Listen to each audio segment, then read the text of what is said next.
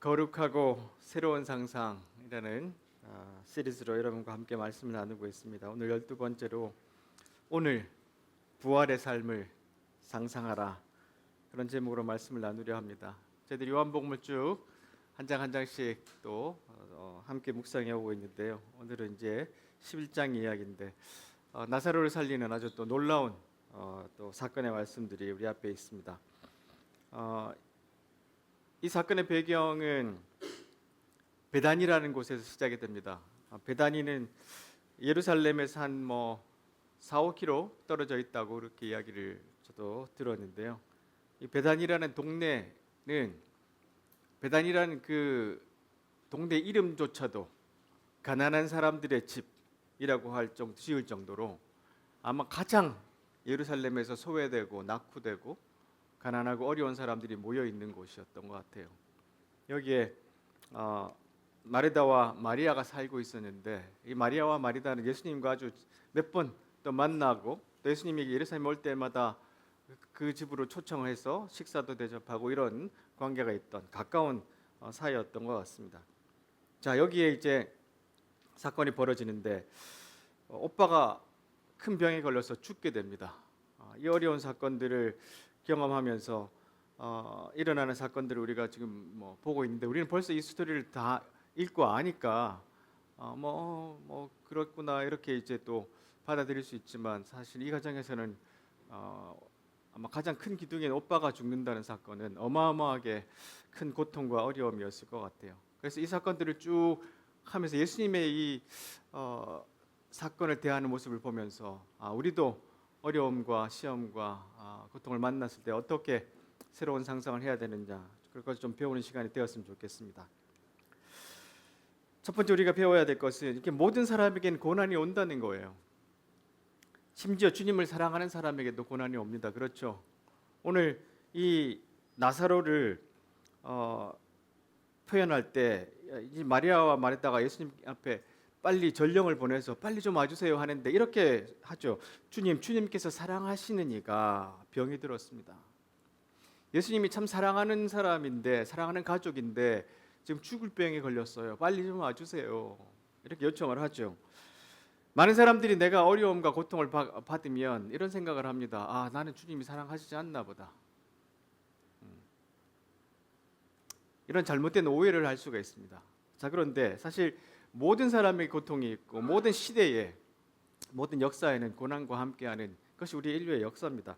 이것을 설명하고 이것을 이해하려고 철학이나 종교나 많은 사람들이 이렇게 접근을 하려고 하죠. 그 중에 대표적인 게 이 고통에 대해서 접근하는 사람이 이제 붓다입니다. 그렇죠? 이 불교가 고통에 대해서 많이 깊이 이제 접근을 하는데, 어떤 이제 사상이 이제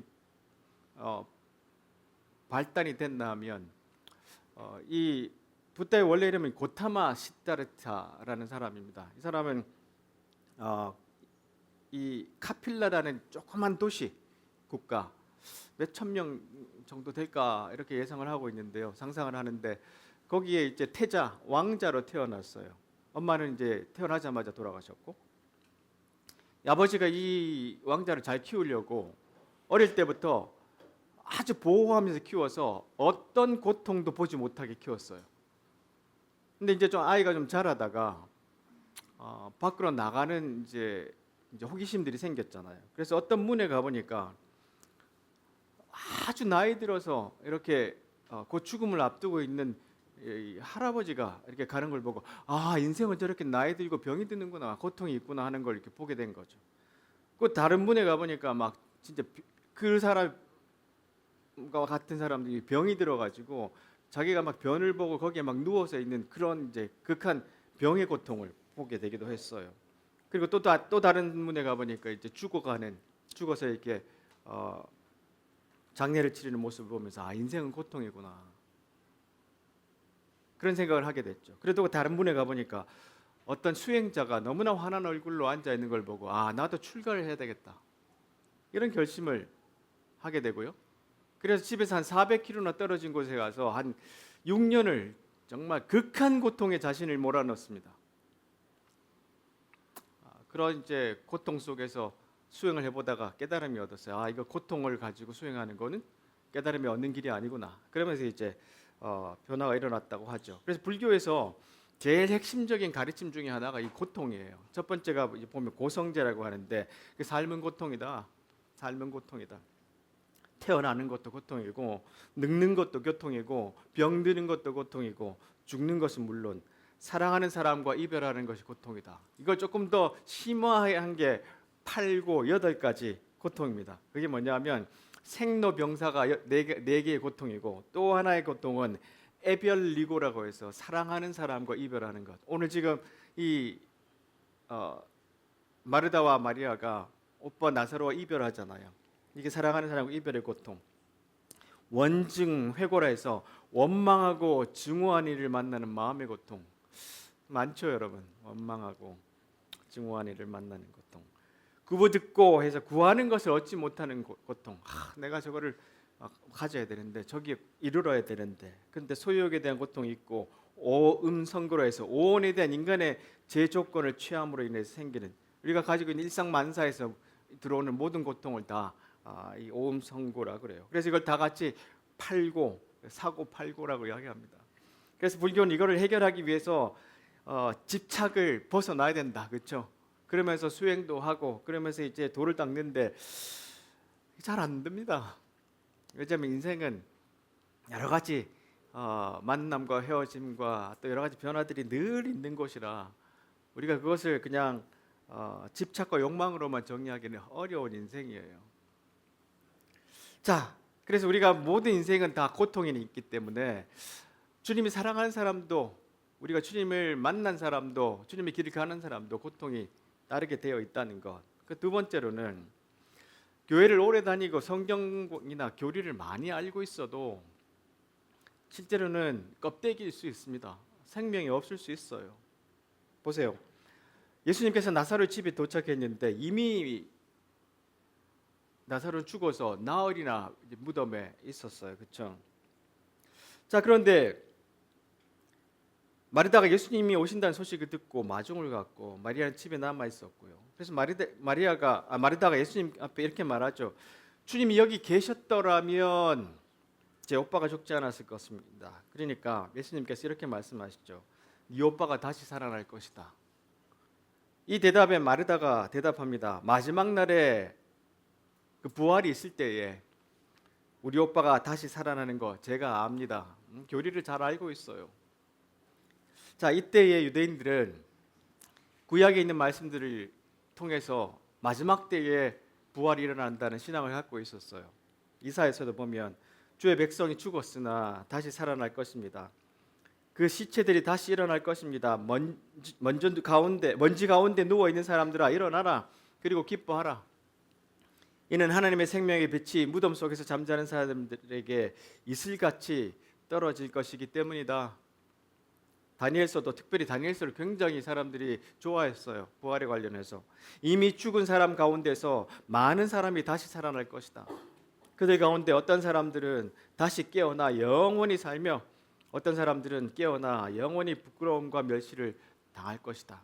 그래서 이들의 교리에 이들의 신앙의 어떤 이제 배우면은 항상 이 부활에 대한 생각이 있었어요. 그러니까 예수님께서 네 오빠가 다시 살아날 것이다. 그러니까 현재에 대한 생각보다 부활할 그때 마지막 때에 우리 오빠가 살아날 거 압니다.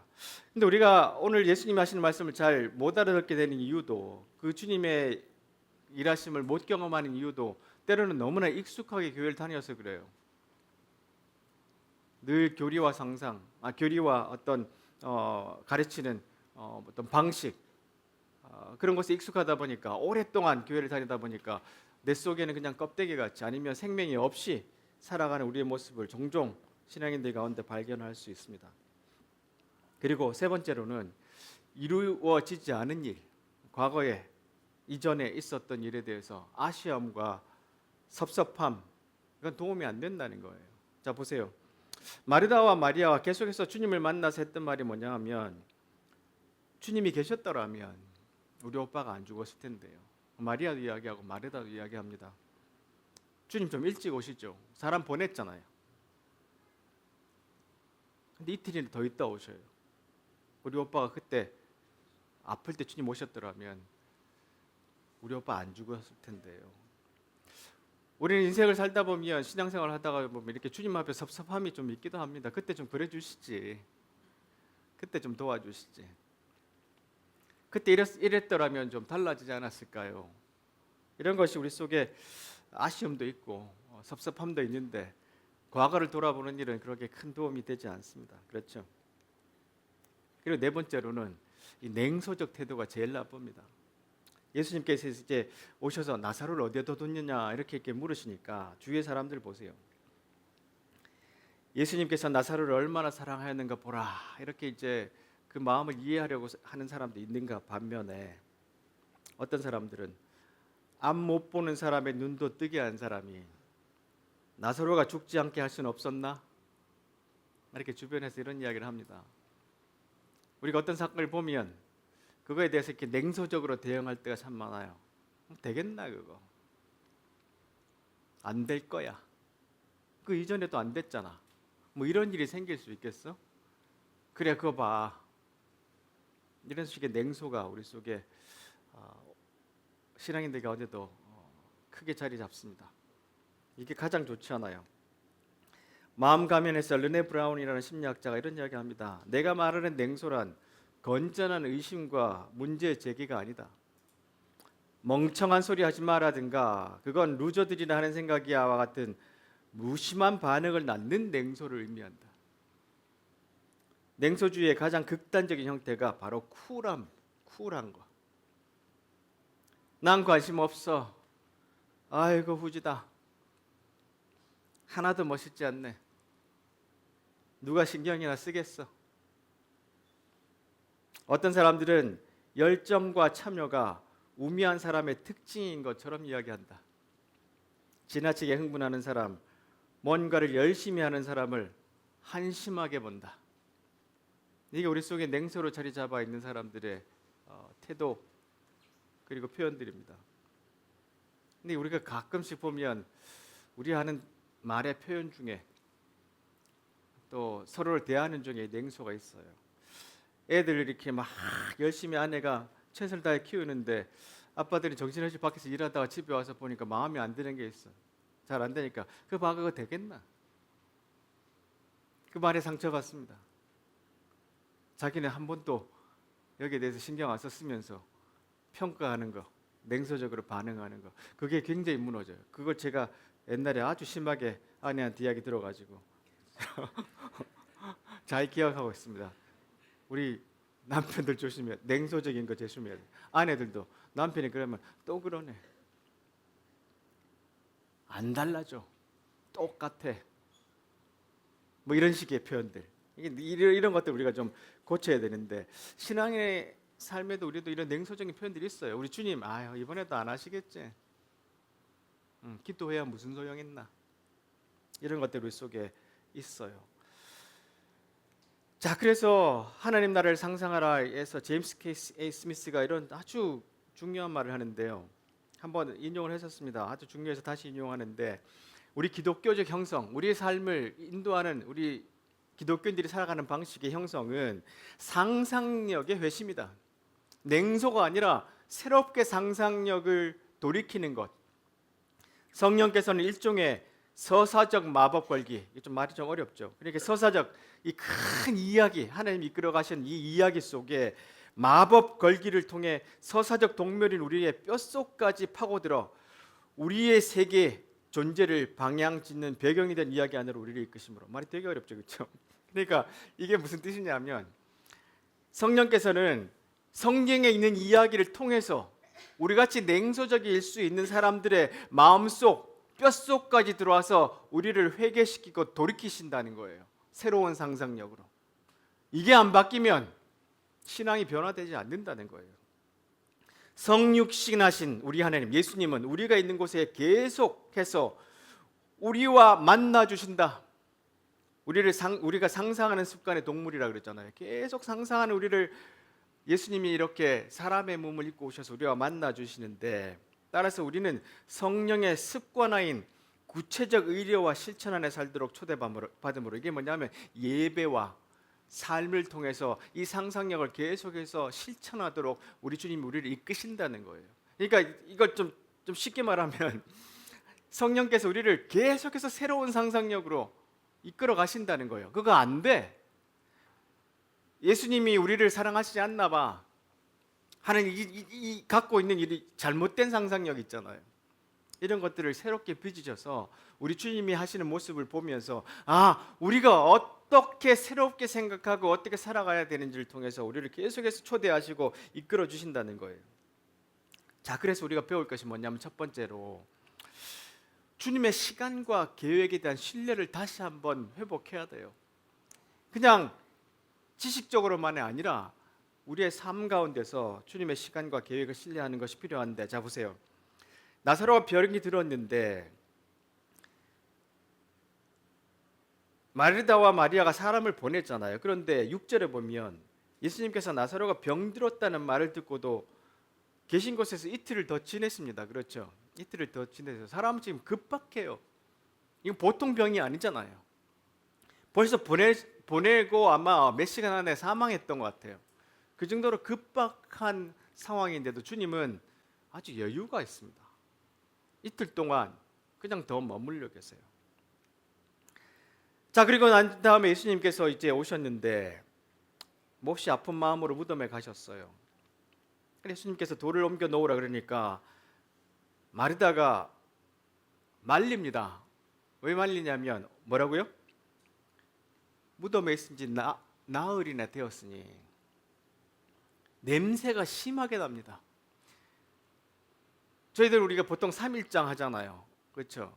근데 여기 이 동네는 사람이 죽고 몇 시간 안에 바로 매장을 하거나 그 돌무덤 안에 넣습니다. 왜냐하면 부패가 곧 진행이 되는 그런 이제 뜨거운 곳이에요.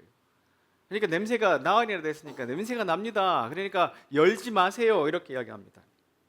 예수님께서 이런 말씀하세요.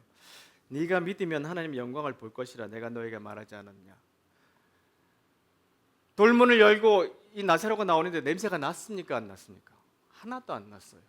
근데 이것을 아무리 왜 그랬을까 하고 이렇게 유추를 해보고 좀 조각들을 맞춰보면 예수님이 그 나흘 전에 그 소식을 듣고 있을 때에 예수님 뭐 하셨을까?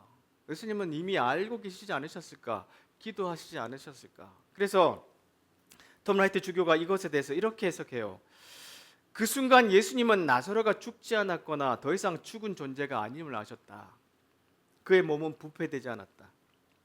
이제 필요한 것은 한마디 명령뿐이다. 그러면 앞을 보지 못하는 나사로는 발을 끌며 밖으로 나와 수건을 벗어 던지고 생명과 빛의 세계로 풀려날 것이다.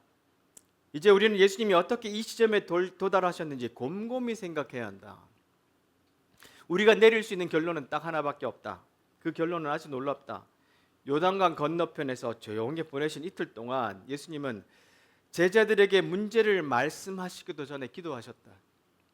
나사로가 죽겠지만 부패되지 않고 보존되도록 기도하셨다. 마침 그들이 베다니에 당도했을 때 무덤 안에 시신이 온전히 보존되어 생명을 되찾을 준비를 갖추도록 기도하셨다. 사람들이 돌을 옮겼을 때 그분은 자기 기도가 응답되었음을 아셨다는 거예요. 그러니까 우리의 시간은 예수님 빨리 오셔야 돼요. 그렇죠? 우리의 계획은 이렇게 해서 그분이 빨리 와서 기도해 주시고 이렇게 해서 해결이 돼야 돼요. 기도가 이루어져야 돼요. 우리의 시간과 계획 안에 주님이 일하셔야 되는데 주님은 우리의 시간과 계획 안에 일하지 않습니다. 주님의 시간과 주님의 계획과 주님의 방법으로 일하세요. 그러니까 우리는 늘 조급하고 원망하고 아쉽고 섭섭하고 이런 마음이 있을지라도 우리가 주님의 그 계획과 시간 안에 일하신다는 것들을 신뢰하는 마음들을 가진다면 여기에 더 큰 일들이 있겠구나. 이러한 상상이 우리 속에 다시 한번 있어줘야 되는 거예요. 어려움을 만날 때 주님이 이미 기도하셨겠다. 주님이 부패되지 않도록 주님께서 먼저 일하셨다. 그런 마음들을 우리가 다시 한번 믿음으로 회복하고 이것이 주님의 시간이고 이거 주님의 계획이구나 하는 그 상상을 우리에게 다시 한번 회복시키는 일들이 필요하다는 겁니다. 두 번째로는 이 아침마다 부활의 생명을 좀 리부트해야 돼요. 그냥 아침에 일어나는 알람 소리 듣고 눈 뜨고 나가서 하루를 시작하게 되는 일들을 우리가 반복하게 되는데, 그러니까 생명이 없을 때가 많습니다. 보세요. 요한복음 11장 23절에 예수님께서 네 오빠가 다시 살아난다 그러니까 말하다가 마지막 날에 뭐하러 할 때 그때 살아나겠죠. 그런데 예수님 말씀하세요. 나는 부활이요 생명이다. 내가 부활이요 생명이다. 나를 믿는 사람은 설령 죽는다 해도 살 것이며, 보세요. 포인트는 여기 있는 것 같아요. 살아서 나를 믿는 사람은 그 누가 되었든지 결코 죽지 않는다. 우리가 그냥 사망하지 않는다 그런 뜻은 아니겠죠. 우리는 대부분 신앙생활을 저 죽으면 저 천국 가고 마지막에 부활한다, 저 미래에 대한 생각만 하고 있어요. 근데 예수님은 어떻게 말씀하세요? 지금 부활하라. 근데 그 말씀하시는 분이 지금 사실은 며칠 있으면 나사로가 이렇게 돌무덤에 갇혔던 것처럼 십자가에 돌아가실 분이에요. 그렇지만 직접 부활하실 분이라고요. 그분이 말씀하시는 거예요. 나는 부활이요 생명이다. 살아서 나를 믿는 사람은 그거 누가 되었든지 결코 죽지 않는다. 이 믿음이 저 미래가 아니라 지금 현재가 되어야 돼요. 이 생명이 지금 우리에게 있어야 되는 것이 믿음의 은혜잖아요. 근데 그 이후에 내가 살 건 알아요. 지금은 껍데기요 생명이 없는 좀비같이 살아갈 수도 있다는 겁니다. 톰 라이트 주교가 다시 한번 이야기합니다. 이렇게 말합니다. 이때 이 사람들은 이사야 65장과 66장의 비전을 공유했는데 그 새하늘과 새 땅의 이야기입니다. 완전히 새로운 하나님의 세계, 우리 세계와 비슷하지만 그 아름다움과 힘은 더해지고 그 고통과 추함, 슬픔은 사라진 새 세계에 대한 비전, 그 세계가 고대부터 현재 이르기까지 모든 하나님의 백성에게 새 몸이 주어져 새 창조의 생명을 공유하고 누릴 거라고 그들이 믿었다. 그 나중에 부활할 때 그때 믿었어요. 그런데 보세요. 마르다도 이것을 믿고 있었지만 그녀는 예수님의 대답을 받아들일 준비가 되지 않았다. 미래가 현재로 들이닥쳤다. 살아서 나를 믿는 자는 영원히 죽지 않는다. 부활의 생명이 지금 있다. 미래를 상상하지 말고 오늘 부활을 상상해라. 이런 말씀을 하세요. 새 창조 또 그와 함께 부활이 역사 끝에 있어야 되는데, 그렇죠? 지금은 역사 한복판으로 진입했다. 지금 예수님이 오셨다는 거예요. 그 부활의 능력으로 그분은 하나님의 미래에서 현재로 뒤죽박죽 엉켜있는 이 세상에 오셨다는 말도 그의 버금가는 진실이다. 나는 부활이요 생명이다라고 그분은 말씀하신다. 부활은 한낱 그냥 교리가 아니에요. 부활은 한낱 미래의 현실, 미래의 그 부활할 때 그때 이야기가 아니고 그것은 한 인격이며 그분은 마르다에게 신뢰와 소망의 엄청난 도약을 하라고 촉구하시면서 여기 그녀 앞에 계신다는 거예요. 부활은 그 나중에 일어날 것이라 우리가 교리로 믿고 있는 정도, 우리가 우리 교회를 다녔으니까 그것이 아니라 지금 나와 함께 있는 생명이라는 겁니다. 그러니까 날마다 사실은 이 부활의 은혜를 리부트하는 은혜가 우리 속에 계속해서 경험되고 체험이 돼야 돼요. 그것이 믿음이 주시는 힘이잖아요. 근데 교리는 알고 있어요. 생명은 없고 힘도 없어요. 내 그날 오면 부활할 거 나도 알아요. 주님 말씀하시기를 그 역사 끝에 일어날 그 일이 지금 도달했다. 살아서 나를 믿는 자는 안 죽는다. 포기하지 않는다. 절망하지 않는다. 그 말씀을 우리에게 하시는 거예요. 자, 그래서 우리도 매일 아침 무덤 밖에서 우리를 부르시는 주님의 음성에 늘 귀 기울여야 되고 순종해야 돼요. 사람들이 입구에서 돌을 옮겨 놓으니까 예수님께서 기도하시죠. 주님은 늘 지금까지 저의 기도를 들어주셔서 감사합니다. 언제나 저의 기도를 들어주시는 거 제가 잘 압니다. 자, 그러나 저는 주위에 있는 이 사람들을 위해서 그들이 아버지께서 저를 보내셨음을 믿게 하기 위해서 이 말을 합니다. 내가 주님께서 보내신 하나님의 아들인 것을 이들이 알게 하고 믿게 하기 위해서 이 말을 합니다. 자 보세요. 그리고 큰 소리로 말씀하세요. 나사로야 나오너라. 나사로야 나오너라. 나사로야 나오너라. 그런데 우리가 이 음성을 좀 깊이 아침마다 듣고 나올 필요가 있어요. 그렇죠? 이 잠이란 것은 죽음하고 비슷하잖아요. 그렇죠? 우리가 매일매일 그 연습을 하잖아요. 자기 전에 내일 아침 내가 눈 뜰 수 있을까?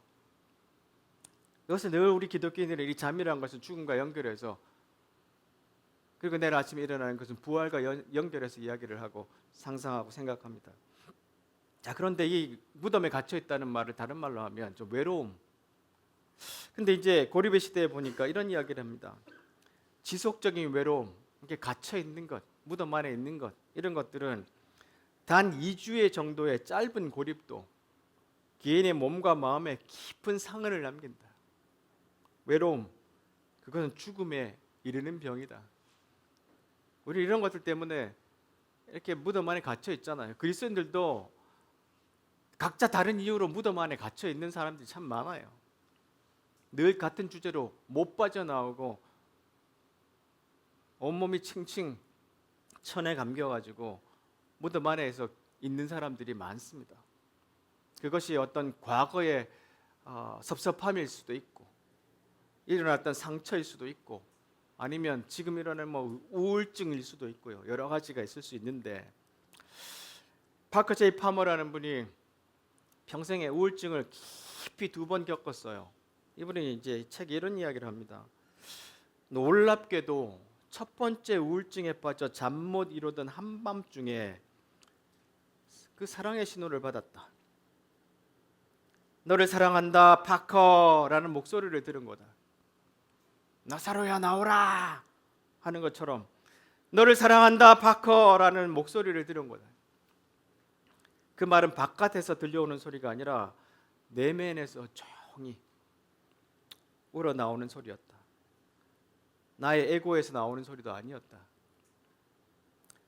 나의 에고는 그런 말을 하기에는 자기에 대한 미움과 절망 때문에 너무나 지쳐 있었으니까, 우울증 때문에 내가 스스로 이 말을 할 수가 없는 상황이었어요.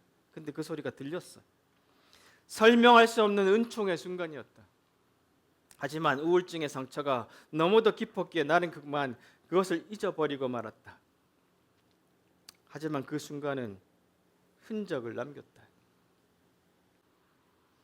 각자 여러분들 안에도 그런 게 있잖아요. 우리 주님이 날마다 아침마다 우리를 불러요. 누구누구야 나와라. 네가 갇혀있는 그 무덤 속에서 나와라 라고 우리 주님이 우리를 불러주시는데 우리가 못 듣는 거예요. 안 들으려고 하는 거예요. 또한 습관이 안 돼 있어요. 이게 주님의 마음이겠구나. 우리를 아침마다 우리를 불러내시는데 우리는 계속해서 무덤 속에 있기를 원해요. 주님 여기가 편해요. 익숙해요.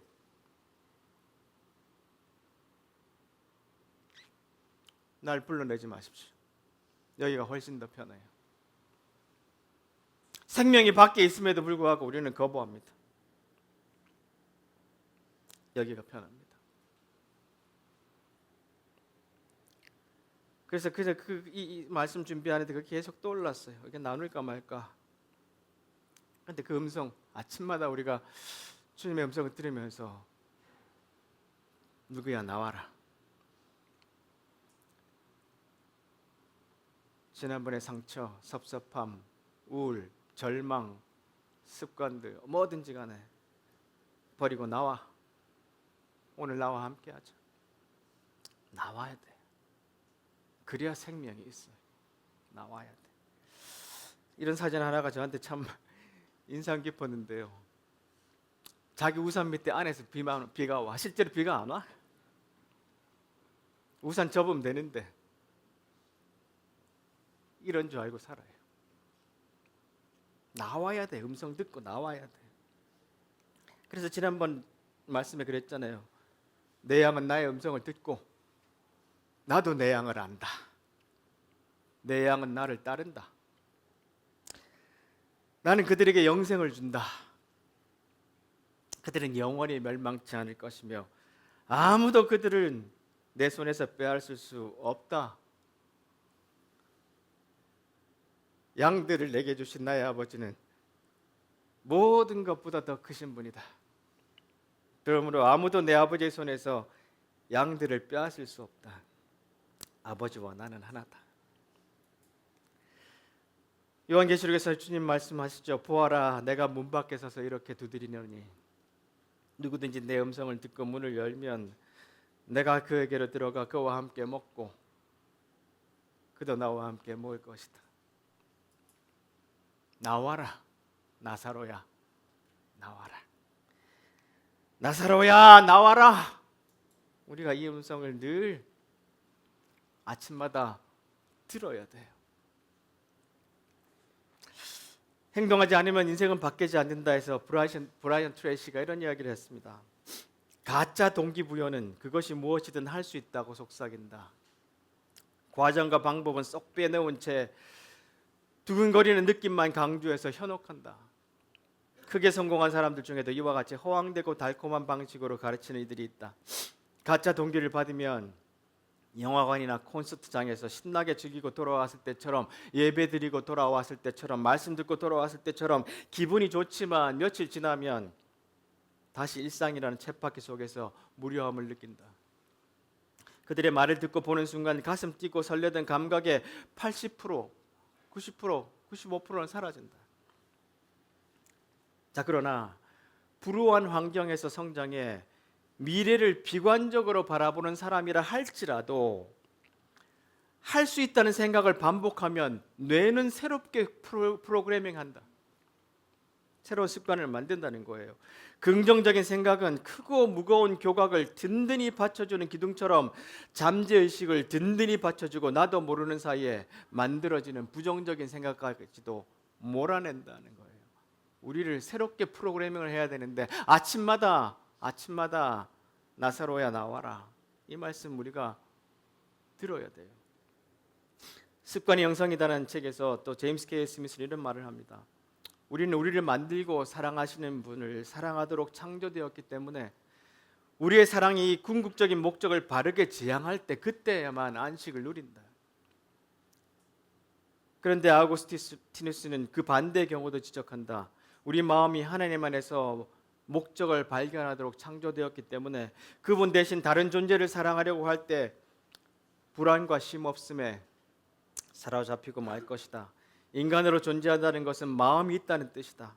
따라서 문제는 당신이 무언가를 궁극적으로 대상으로 사랑할지 아닐지가 아니다. 당신이 무엇을 궁극적 대상으로 사랑할지가 문제다. 당신이 사랑하는 바가 문제다. 내가 무덤 속에 있는 것을 좋아하고 사랑할 것인지, 주님이 나사로야 나와라 하면서 생명으로 불러주시는 그 모험을 사모하고 나갈 건지 우리가 결정해야 되고, 그래서 그 습관을 계속 들여야 돼요. 우리를 새로 프로그래밍할, 우리를 새롭게 상상으로 이끌어갈 그런 변화를 계속해서 반복해서 내 삶을 다시 바꿔야 돼요. 그래야 아침마다 무덤 밖으로 나갈 수 있어요. 그래서 제가 이런 기도를 해봤습니다. 사랑의 하나님, 지난밤 저를 지켜주시고 새 아침을 선물로 주심에 감사드립니다. 어젯밤도 깊은 어둠을 지나 밝은 빛으로 나아가게 하셨듯이 오늘도 주님의 은혜 안에서 새로운 하루를 시작합니다. 주님, 나사로를 무덤에서 나오라 하셨던 그 음성으로 저를 다시 일으켜 주소서. 나의 어제까지의 연약함과 무거운 짐을 내려놓고 부활의 능력으로 살아가는 하루가 되게 하소서. 제 안에 있는 죽음의 흔적을 몰아내시고 생명의 기운으로 채워주소서. 주님, 오늘 하루 염려와 근심에 사로잡히지 않도록 도와주소서. 주님이 약속하신 대로 제 배에서 생수의 강이 흘러넘치게 하시고 그 생명이 나만이 아니라 제 주변까지 적시게 하소서. 제 입술이 생명의 말을 전하게 하시고 제 손이 선한 일을 하게 하시며 제 발걸음이 복음의 길을 따르게 하소서. 주님, 오늘도 제 안에 욕망과 이기심을 내려놓습니다. 가진 것에 감사하며 나의 필요보다 이웃을 먼저 생각하고 주님의 사랑으로 다른 이들을 섬기는 사람이 되게 하소서. 나의 시선이 나 자신만이 아니라 아파하는 이웃을 향하게 하시고 나의 손이 그들을 돕는 손이 되게 하소서. 예수님께서 행하셨던 것처럼 거룩하고 새로운 상상력으로 세상을 바라보게 하소서. 경쟁과 욕망의 논리에 휩쓸리지 않고 사랑과 정의, 자비와 용서로 살아가는 길을 선택하게 하소서. 오늘 하루 주님께서 보여주신 창조적인 사랑과 희망의 방식으로 세상을 대하게 하시고 낡은 틀을 넘어서는 믿음의 상상력이 제 삶을 인도하게 하소서. 그리고 주님, 오늘 하루 어떤 고난이 닥치더라도 두려워하거나 좌절하지 않게 하시고 오히려 그 속에서 주님의 성품을 닮아가게 하소서.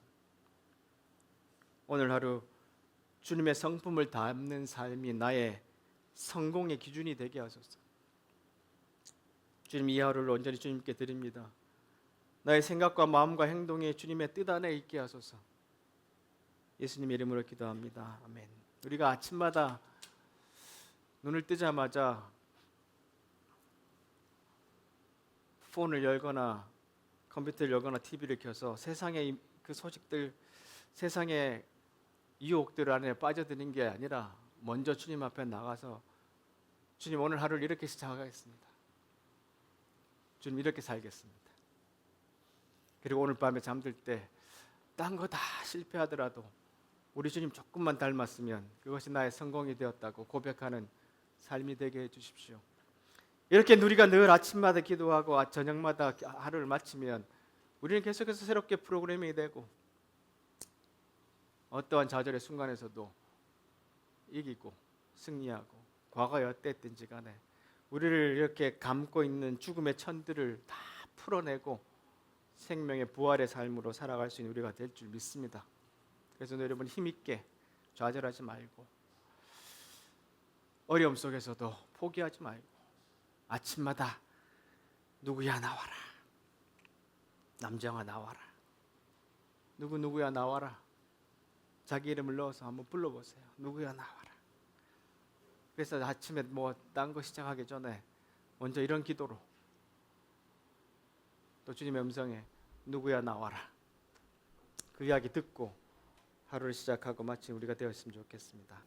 아멘.